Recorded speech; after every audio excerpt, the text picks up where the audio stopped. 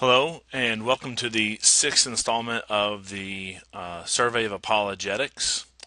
I've actually already taught this lesson, but I forgot to bring the audio recorder.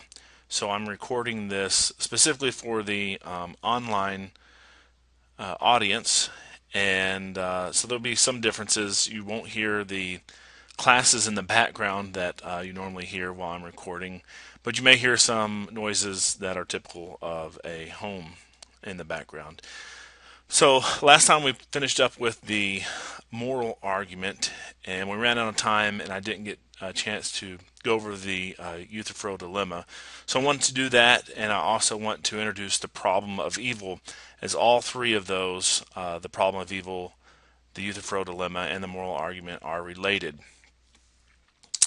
So, as you've known and followed, we are surveying apologetics according to the 12 steps as laid out in the book "I Don't Have Enough Faith to Be an Atheist" by Frank Turek and Norm Geisler.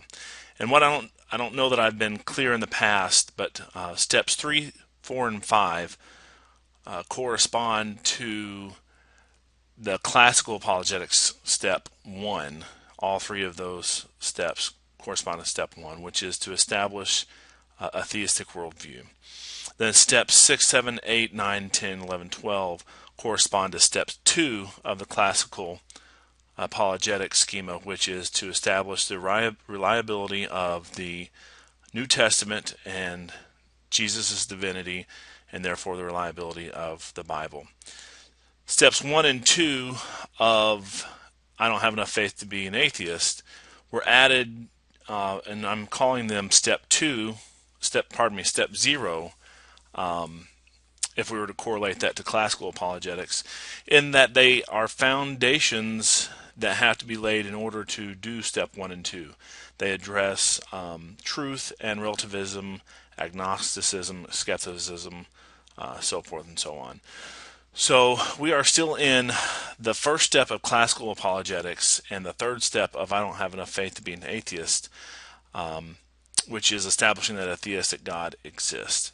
So we've given some arguments: the cosmological argument, the Kalam version of that argument.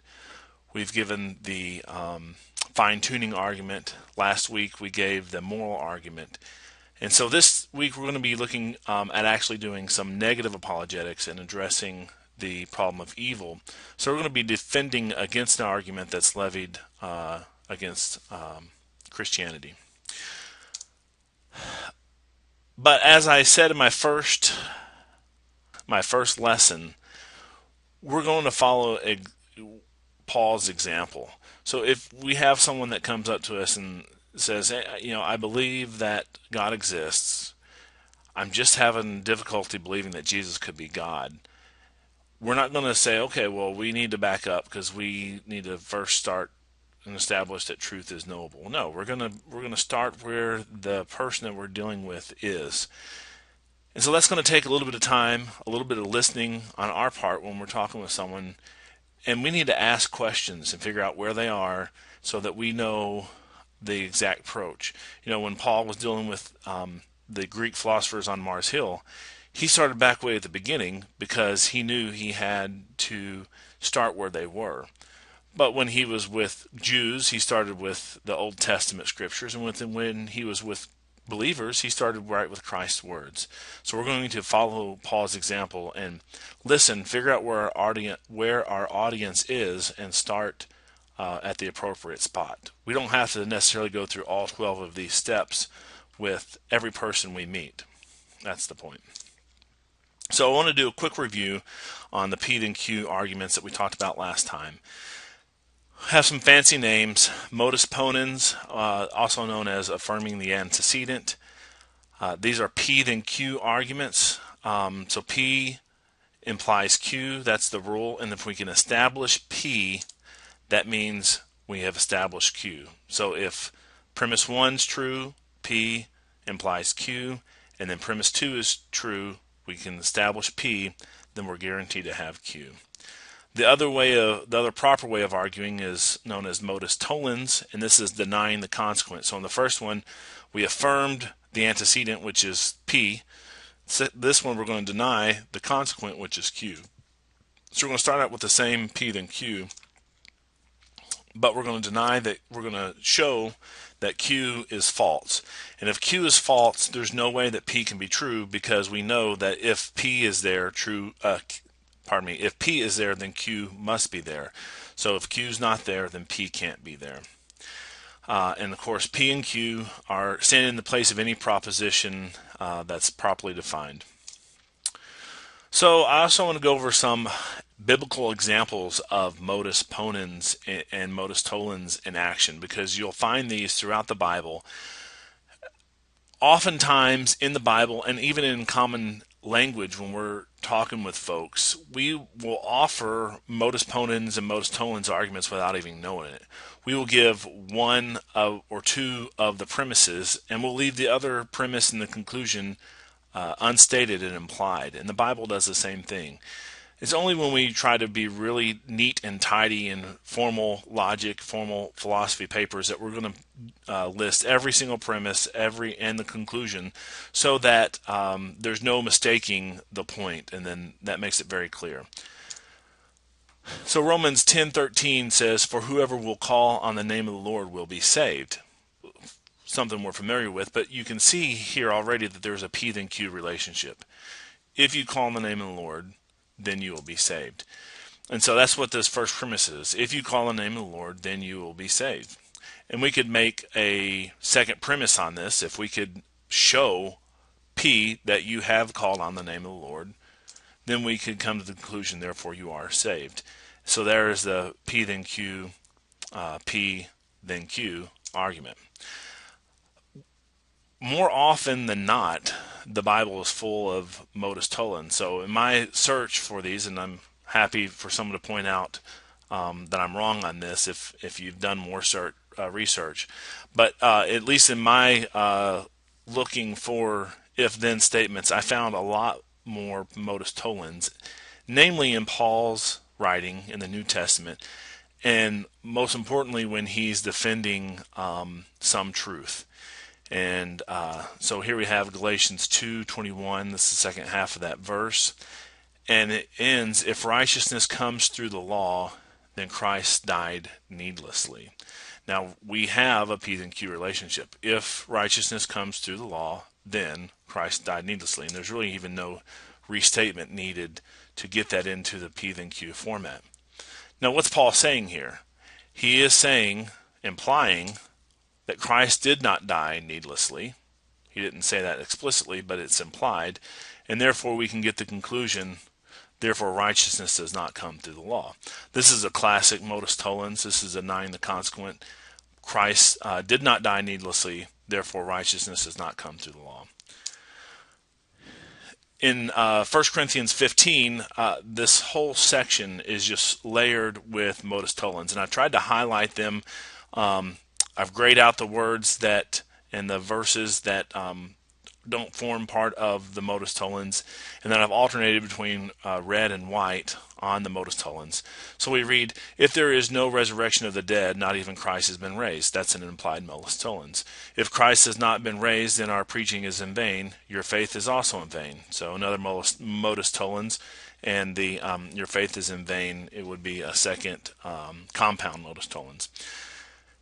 And then in verse 15, we actually have the if-then inverted. So I'm going to pick up towards the end of the verse where it says, "If in fact the dead are not raised," we can go to the beginning, "we are even found to be false witnesses of God, because we testified against God that he raised Christ whom he did not raise."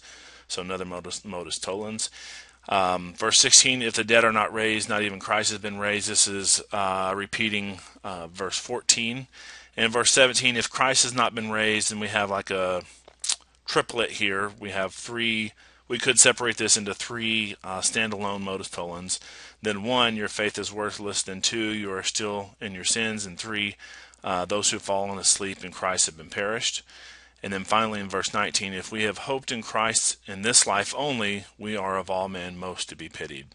So just want to give some examples that logic, arguments are in the Bible, and the Bible does not contrary to popular belief, both in the Christian faith and outside the Christian faith. The Bible does not call for mere blind leaps of faith. It gives reasons, evidence, and arguments to help support what it's saying. Now, you can disagree with those, but and you can have a reasoned argument about those, but the Bible does not call for its followers to just have blind leaps of faith. Okay, and a quick review of the moral argument, since we covered that last time. Modus Tollens, denying the consequent. If God does not exist, that's the P. Then objective moral values and duties do not exist, that's the Q. Objective moral values and duties do not exist, that's the not Q. If you look at the Q in the first premise, objective moral values and duties do not exist, how we actually make that not Q is by adding another not. And so that's why I have this not here. You know, obviously English folks aren't going to like this, but in logic we want to be very precise. So I want to put the not in there, but I have it in parentheses because in normal English we would just make this a positive statement. So you can do without the parentheses and it'll say objective moral values and duties do exist. That's still a not Q. And then therefore God does not exist. And again, the same reasoning behind the not in this example. But that is the moral argument. So if the first premise is true, if God does not exist and objective moral values do not exist, and the second premise is true, objective moral values and duties do exist, then we're guaranteed that God does exist. So that's what we looked at last time. I gave evidences that objective moral values and duties do exist, and we talked about why God has to be the ultimate grounding for those. We can't ground those in evolution, we can't ground them in biology, we can't ground them in consensus or just trying to do what's right for the best people. And we talked about the fact when most people deny the first premise, they try to come up with a system of how we know what to do, and oftentimes, if not always, in these, they will sneak the grounding in. So, for example, Sam Harris, we talked about last time in his book, says that we know we don't need the Bible to tell us what's right. We do what's best for human flourishing, and science can tell us how to achieve human flourishing. Well, he snuck in the morality that human flourishing is something that we should be seeking after. So that's just a quick refresh on the moral argument. If you want more, you can go back to the previous lesson on that. So Euthyphro's Dilemma has been a challenge to the moral argument or the grounding of morals in God. And let's look at it and then we'll talk about it. Dilemma, just so you understand the word, is really two Greek words, di meaning two and lemma meaning paths or propositions. If you remember back in geometry doing proofs, you would be trying to prove a theorem potentially, and you would have a lesser theorem that was already proven previously, and then you could use that lesser theorem to help prove this larger theorem. And that lesser theorem would often be called a lemma, and that was a path or a way to get to the end results. And so in a dilemma, we have two paths in order to get to where we're trying to go. And most of the time when we talk about dilemma, it's not like, hey, I have to choose between winning a lottery and going on vacation. No, we're often talking about two bad choices. So dilemma is most commonly referred to situations where there are only two paths forward and both have undesired consequences. Being in a dilemma is often spoken of as being on the horns of dilemma, and the picture here is a bullhorn. So you got to take one or the other, and neither one of them are comfortable. So this is Plato, and we find Euthyphro's Dilemma in Plato's writings on the lips of Euthyphro. And Euthyphro asks this question: is the pious loved by the gods because it is pious, or is it pious because it is loved by the gods? And if we were to reword this into today's common parlance, it would be something like this second bullet. Does God command it because it is good, or is it good because God commands it? So here's the dilemma. If we say God commands it because it's good, then there is something higher than God, namely the good. Whatever that good is would be higher, and God would be conforming to it. Obviously, this wouldn't sit well in the Christian worldview or the theistic worldview. On the other horn, however, if we say it is good because God commands it, then God's commands are capricious and arbitrary. And God could say that hate is good, and murder is good, and rape is good, and it's just arbitrary that those things are bad. And God just on a whim or capriciously defines those things as bad. So that's the dilemma. So in this case, and in most cases when you defeat a dilemma, we can find a third alternative, then that's known as splitting the horns of the dilemma. And that's what we're going to do in this case. This is a false dilemma because there are other options on how to ground God's morality. And so we're going to find a third option which doesn't result in something being higher than God, but it also doesn't result in God's commands being arbitrary. God commands the good because his nature demands the good, is how we could state that. The good in this case is not arbitrary, it's God's nature. And the good is not higher than God, it is God's nature.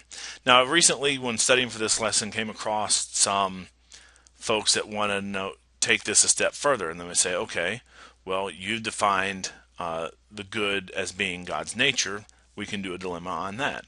And we can say, is God's nature the good? Is God's nature the good by chance, basically, or is it good because of some other higher reason?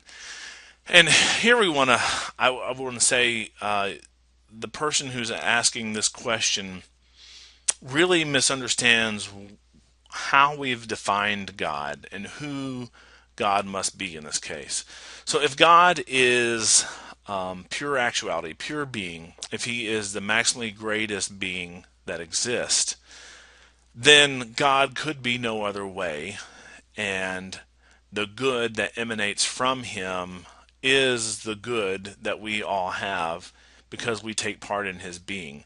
So to ask if the fact that his nature is good is an accident or not, or if it conforms to some higher standard, is to miss who God is. And if the atheist is willing to say, okay, God exists and he decrees by his nature what is good because his nature defines the good, and then he or she wants to question beyond that, at that point in time, I'm ready to move on because he's already admitted that God does exist and he decrees by the good of his nature.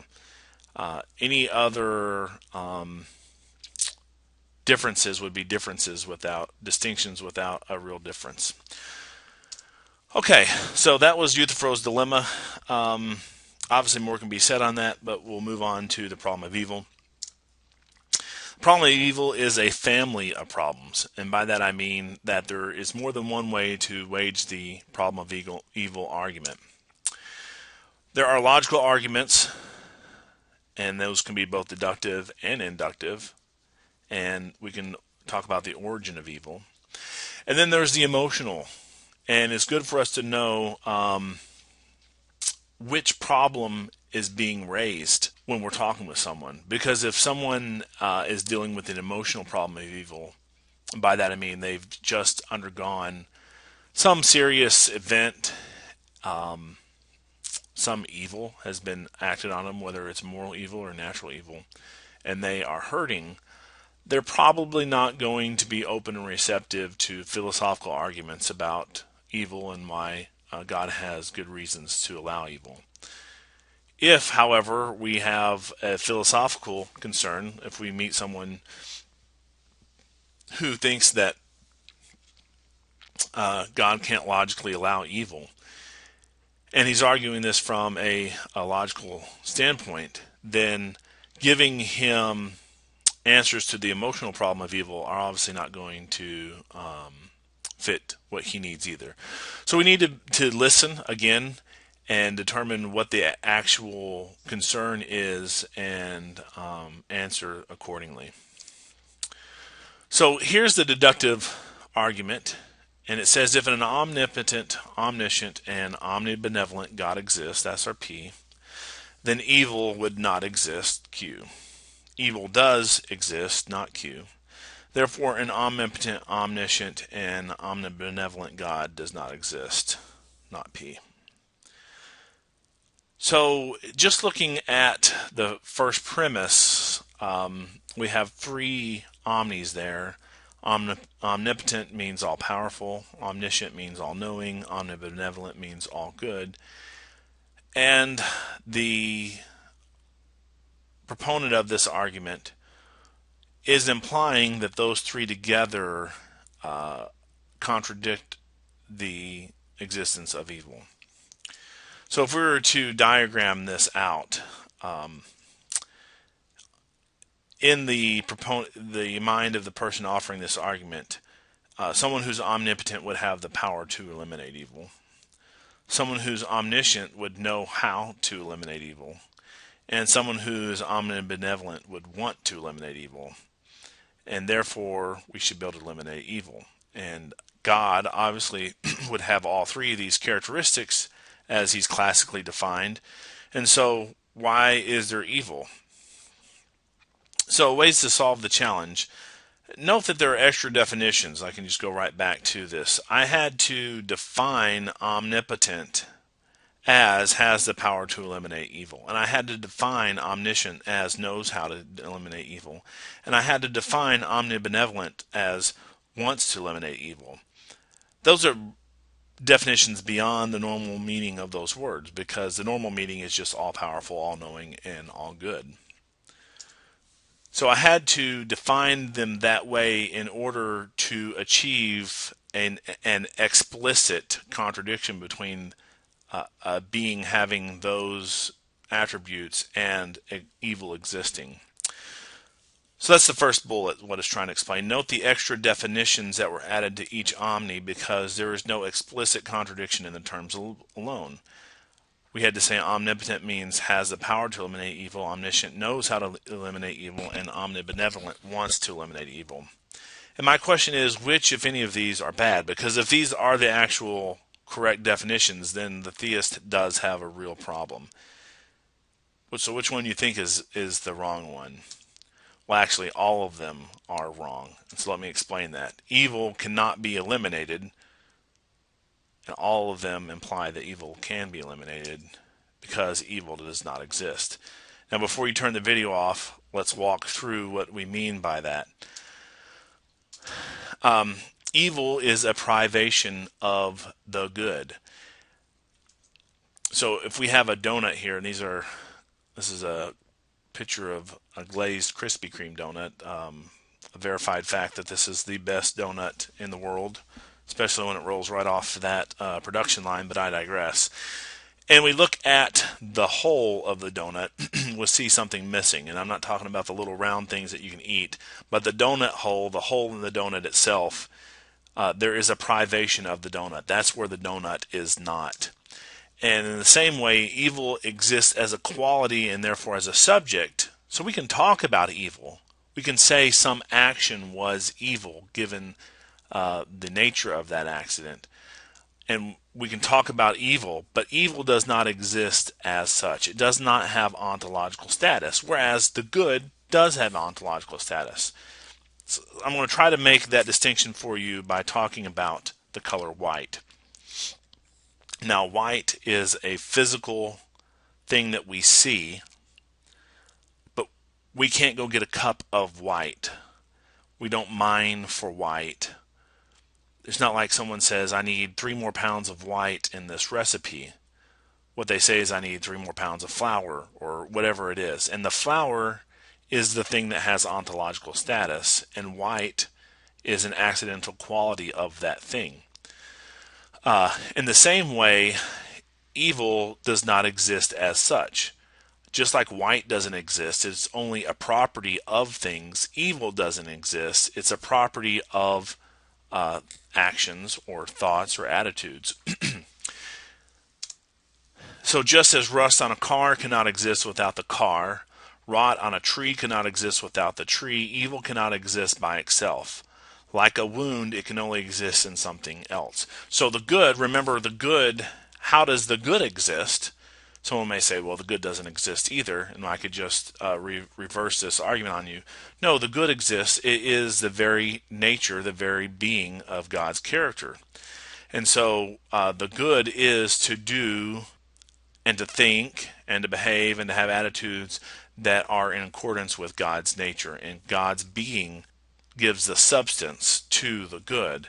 And of course, evil is whenever we don't pursue God's nature in the correct way. This doesn't mean it's in any way nebulous or vague, and that's what he's talking about evil. This doesn't mean that evil is in any way nebulous or vague, or not to be worried about. If there is a hole in the road where I expected solid stone, the fact that there is nothing there is very dangerous. Whether I'm walking, cycling, or driving a car. The fact that a rung is missing halfway down the ladder in the basement is neither nebulous nor vague when I'm feeling my way around in the dark. Evil is then the moral and spiritual equivalent of a black hole. So how does evil work? Our intellect, which is part of our mind, a function of our mind, determines what the good is. And that's what our intellect does. It is trying to decide what is the best thing for us. How can I be most satisfied? What's the good? And so I had a milkshake today, and I determined that would be the best thing for me today. Now, had I thought about it, had my intellect weighed this carefully, it might have said, well, you're going to enjoy that milkshake, but it's not the best thing for you. It would be best for you to abstain from that, and you would achieve greater health, which is a greater good than enjoying that milkshake. Now, I've been trying to be quote-unquote good, and Fridays are my cheat days, and so I had a milkshake today. So I rewarded myself for being good throughout the week, and I found that to be a higher good than sticking on my diet, because by allowing myself days where I can enjoy some sweet foods, that helps me to be more true to my diet during the week, and therefore my intellect says, no, this is the good. We're going to have a little bit of sweet today, and then we'll be back on our diet, which will actually be best for our long-term health. So you see, there's two different goods here. There's the sensory good of me eating that milkshake, and how I feel when I eat that milkshake, and there's also the good of my overall health. And obviously the good of my overall health is a higher good than that milkshake. So our intellect determines the good, and however we determine that good, once our intellect has settled in on what that good is, our will is always going to choose that good that's offered to it by the intellect. So we are never going to choose what we think is going to be bad for us. Even when we sometimes choose what on the outside may appear to be bad, we are choosing it for a ulterior or other good reason. So if I choose to fast for a number of days, that is on the outside looking in. Why would he choose that? He's choosing starvation over eating. Obviously, he needs good health, so why isn't he eating? But I could be choosing that so that I receive the good of spiritual oneness with the Father. I could be choosing it so that I can increase my focus and my desire for the things not seen instead of the things seen, like food. So even in decisions where it appears that a person may not be choosing a good, when we actually examine it, that person is choosing the greatest good that their intellect is delivering to their will at that time. So what's to blame? It's our intellect. It's our minds when we select lesser goods, or when we select goods in the wrong way. So an example is adultery. Analogous to me choosing the milkshake, because I get the milkshake and I get the sense pleasure on my tongue and my overall reaction, my endorphins reacting to the sugar and the sweets and the fats that I'm eating in the milkshake. Those are good things. God designed our body to go after salts and sweets and fats because we need those to survive. But if I choose those things over and over and over again in the wrong way, then I'm actually doing my body harm. The same way with adultery. The adulterer is seeking after sexual sense pleasure. And there's nothing wrong with sexual sense pleasure. God has designed our bodies for that, but He's designed it in a way that has limits, just like eating milkshake has limits. Sex pleasure and sensory pleasure have limits, and those bounds are in a monogamous relationship, in a marriage, as defined in the Bible. So when the adulterer seeks the good of sex pleasure or the intimacy that goes along with sex in the wrong way, we call that evil. So he's actually seeking after a good, but he's seeking it in the wrong way. He's not seeking after pain. He's not seeking after loss of resources because he's paying alimony. He's not seeking after the awkwardness that can follow an adulterous relationship when he walks out and he wonders, who knows that I've had an affair on my wife, and I'm using the he, but it could be a she. He's not seeking after any of those negative consequences. He's not. His intellect didn't deliver that to his will. What his intellect delivered to him was the good of intimacy and sense pleasure, and that's what the will went after. So obviously his intellect has a malfunction in here, and it's presented to his will the wrong thing. So when we sin, we believe 4 lies, and they're related, and it is a heightening of a lesser good, the lowering of a greater good, and the diminishing of the punishments that come along, or the ill consequences that come along with it. So these are the 4 lies that we believe when we pursue something in the wrong way. The good pursued is better than the good of obedience. The good of obedience isn't as good or fulfilling as the good that we're pursuing. The consequences of the good pursued aren't that bad. So the adulterer thinks that he's going to get away with his choice, that they're not that bad for him to choose. And the reward of the good of obedience isn't that good. And the Bible says that the Father is a rewarder of those who seek Him. And so when we don't believe those things, then it leads us into sin. And so if you are struggling with sin in one of those areas, just a quick aside to my Christian brethren out there, you need to think about these things, and you need to think about where is your intellect failing you. And oftentimes when I'm struggling with a temptation, I have to think, what is the good that I'm after? And why am I trying to seek this good in the wrong way? Do I really believe that God is a disciplinarian of His children, just like Hebrews 12 says? And if He does discipline the sons that He loves, and He scourges us, those are the words that Hebrews 12 uses, then that should help us know that the consequences of pursuing this good in the wrong way are not going to outweigh the temporal pleasure of the good that we're pursuing. So that is how evil works. No one chooses evil, even in murder or rape. A murderer is not choosing, although they are choosing the death of another human being. They're choosing that because it could give them a high, it could make them feel powerful, it could give them revenge, whatever those things are. The things that are good, power is good. It's good to feel elated. It's good to have justice. But when we pursue those in the wrong way, then that can lead to bad consequences like murder. All right, so eliminating or defeating evil. And the question is, how could we eliminate the possibility of speeding? We could remove the standard. So if we remove the standard, we remove the possibility of speeding. So in this case, the good would be going greater than the minimum, greater than or equal to the minimum, and less than or equal to the maximum. And of course, if we remove that standard, we have removed the possibility of speeding. If there is no speeding limit, you can go as fast or slow as you'd like.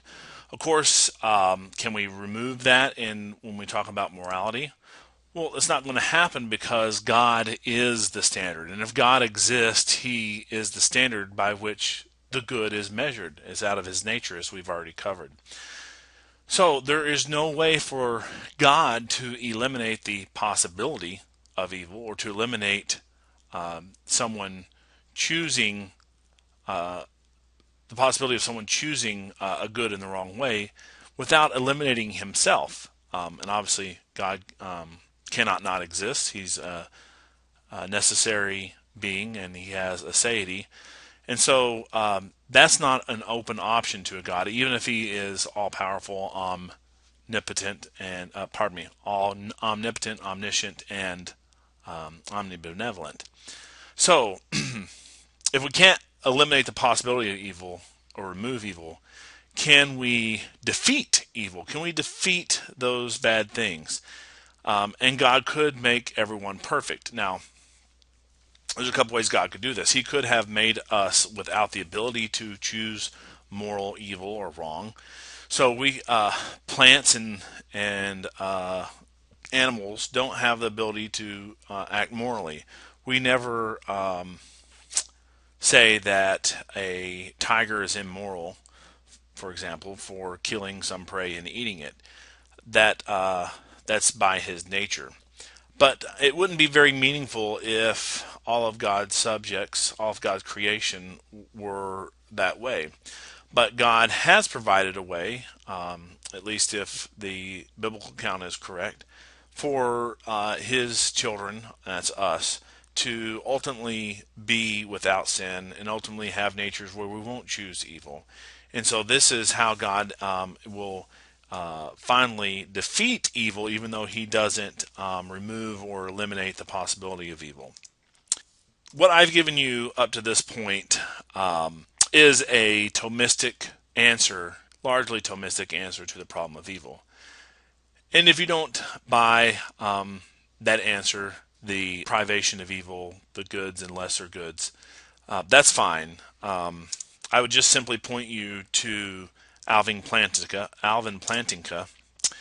who in 1974 published God, Evil, and the Metaphysics of Freedom, and in there he showed a possible scenario where an omnipotent, omniscient, omnibenevolent God coexisted with evil.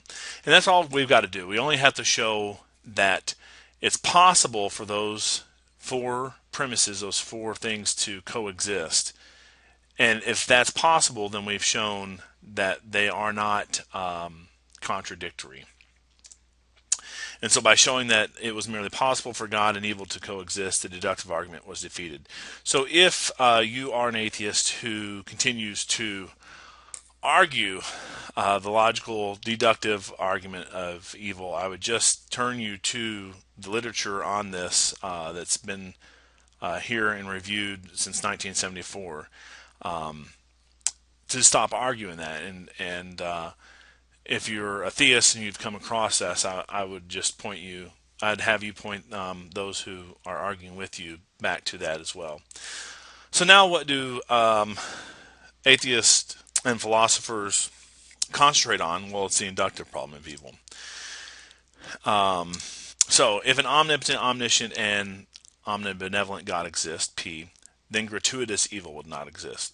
Gratuitous, you can think of it as a gratuity, something you give extra when you are tipping your server. And so gratuitous evil would be extra evil, evil for which there is no rhyme or reason. So if gratuitous evil does exist, then an omnipotent, omniscient, and omnibenevolent God does not exist. So this is the inductive argument. It's not saying that evil can't exist.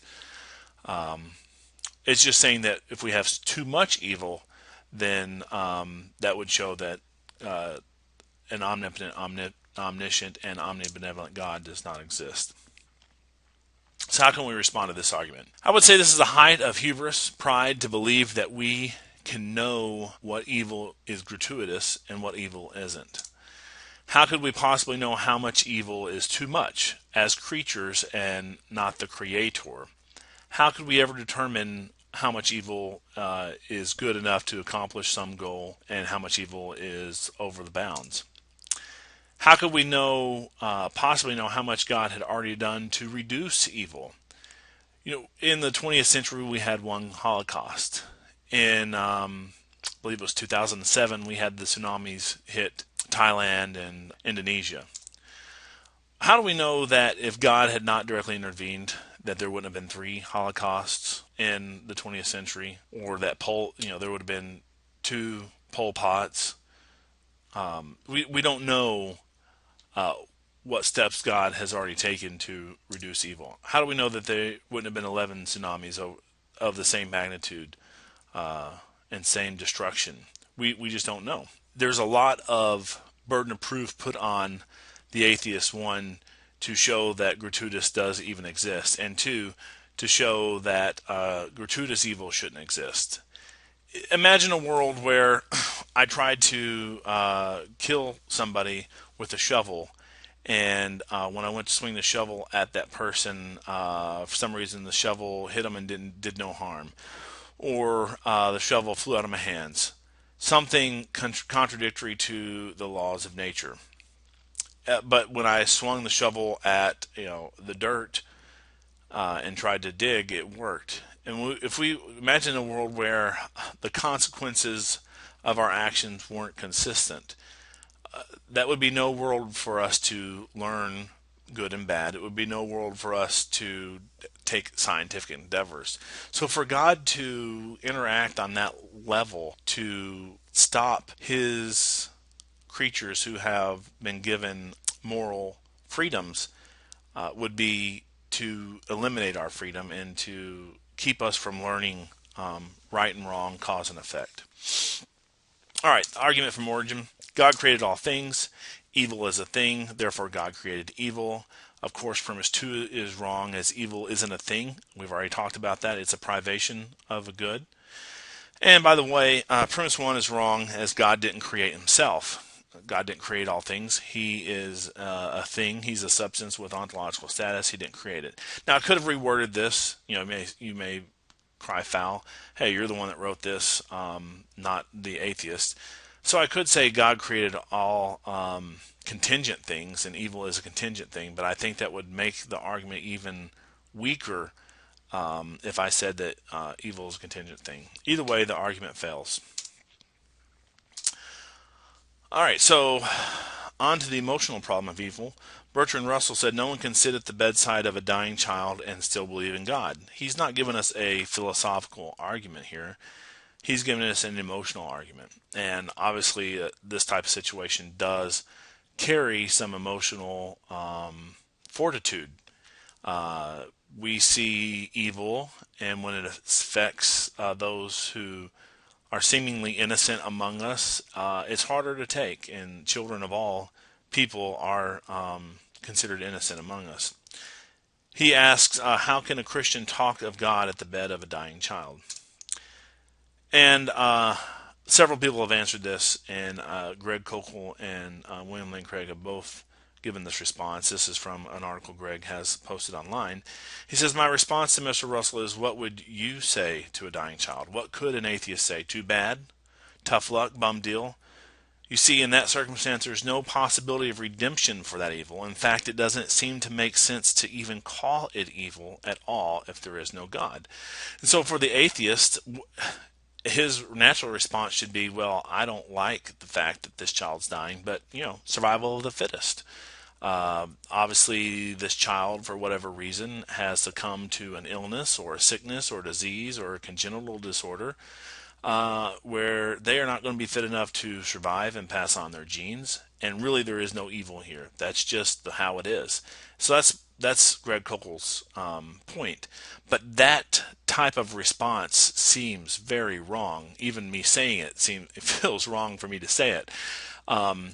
And so our intuitions say, no, there is there's something going on here that's not right. It's not in line with what we perceive to be the good. And so Greg's point is, when you jettison God, not only do you jettison the possibility of a solution, some redemptive facet of this evil, some way to make sense of this evil, but you jettison the ability to even call it evil anymore. Because without a God, there is no ground for moral duties or virtues or values or obligations. And so we can't even call this evil. These are just molecules in motion. This is a complex rock, if you will, that's not going to be as complex as this child dies. I know that's a harsh way to think of it. I'd hate for any of my children to die, but that's what we would be left with on an atheist worldview.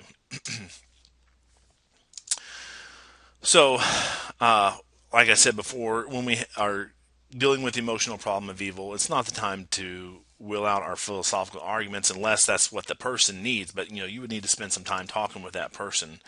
But we do comfort, we exhort, we point to God's goodness, we point to the fact that God's in control, and God can make good out of evil.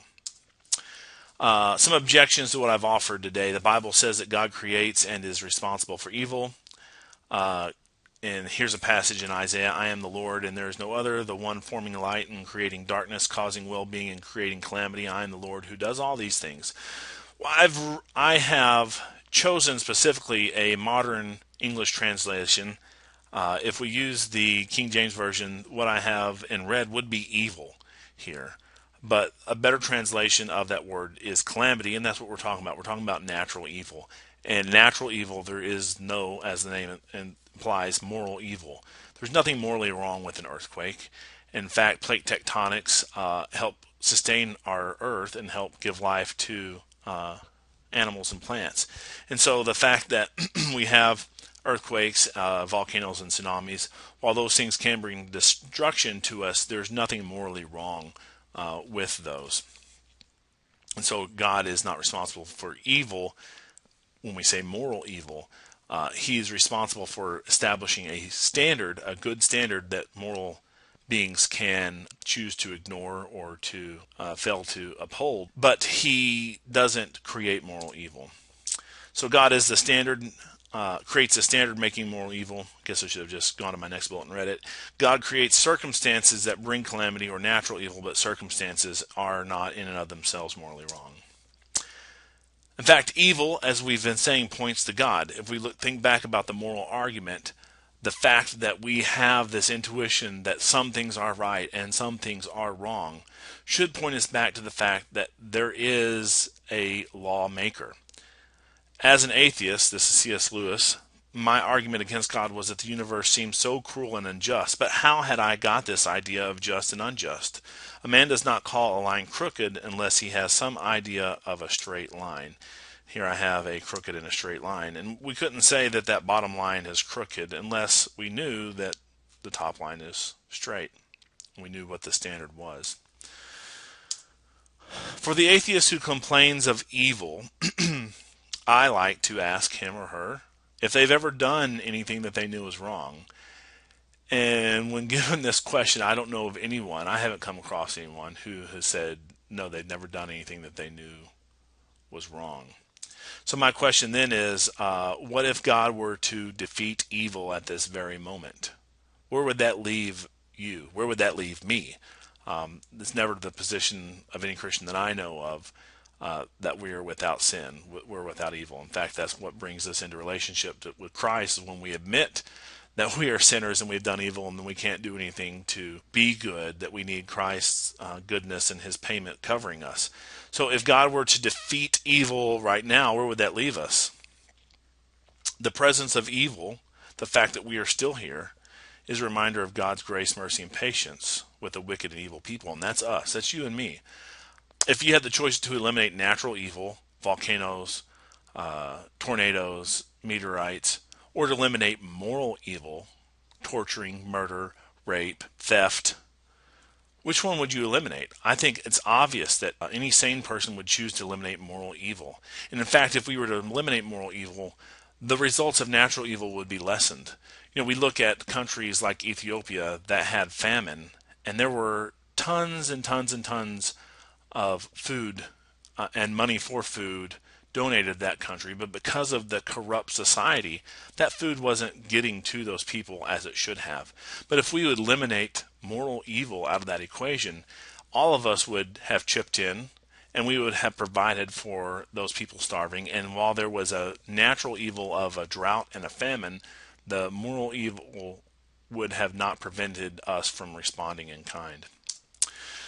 The Lord is patient. The Lord is not slow about his promise, as some count slowness, but is patient toward you and me, not wishing for any to perish, but for all to come to repentance. And this is God's patience. So the fact that we have evil in the world should be a reminder that God's patient and kind and loving towards us. So what do we learn about God? God is the foundation of moral values and duties.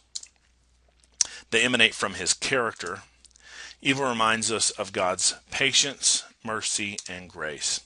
So the next lesson, we'll be talking about the ontological argument, the transcendental arguments, and the argument against God, the argument of hiddenness. And that will be our last lesson on step 3 here, and we will be going to step 4, if miracles exist.